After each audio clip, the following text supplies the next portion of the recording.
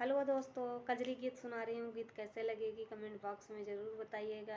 गीत पसंद आए तो चैनल को सब्सक्राइब, वीडियो को लाइक शेयर ज़रूर करिएगा। वीडियो फुल वॉच से देखिएगा क्योंकि मेरा वॉच टाइम नहीं बढ़ रहा है दोस्तों, तो इसलिए आप लोगों से रिक्वेस्ट है कि वीडियो फुल वॉच देखिएगा।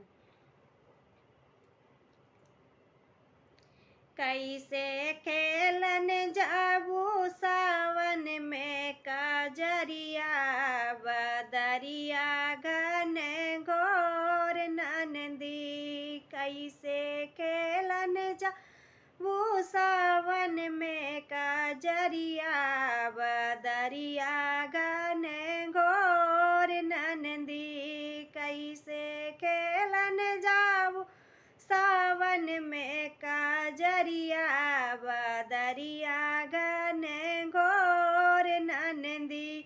एकता संग न सहेली, दूसर हाउत अकेली। एकता संग न सहेली, दूसर जात हुआ अकेली। तीसरे लोगवा घेरे तोहरी डगरिया, बदरिया घन घोर नंदी। तीसरे लोगवा घेरे तोहरी डगरिया, बदरिया घन घोर नंदी। कैसे खेलन जाबू सावन में काजरिया, बदरिया घन घोर नंदी।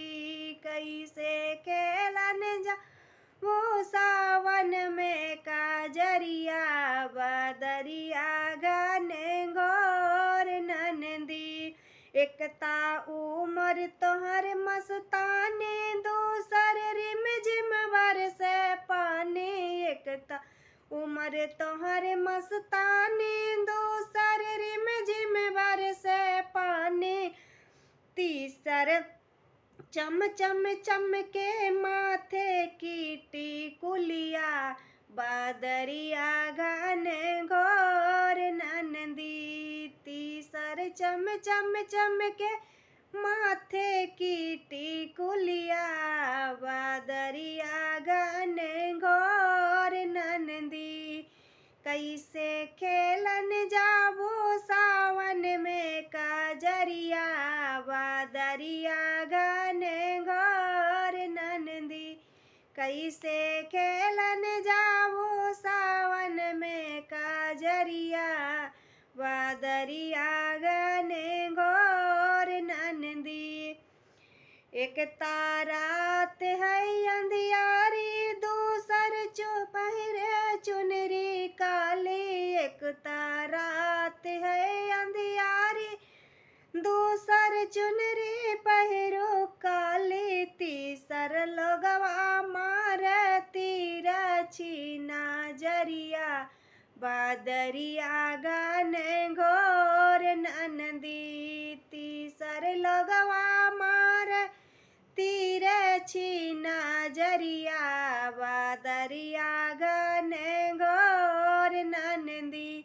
कैसे खेलन जाबू सावन में काजरिया, बदरिया घन घोर नंदी। गीत कैसी लगी दोस्तों कमेंट में ज़रूर बताइए।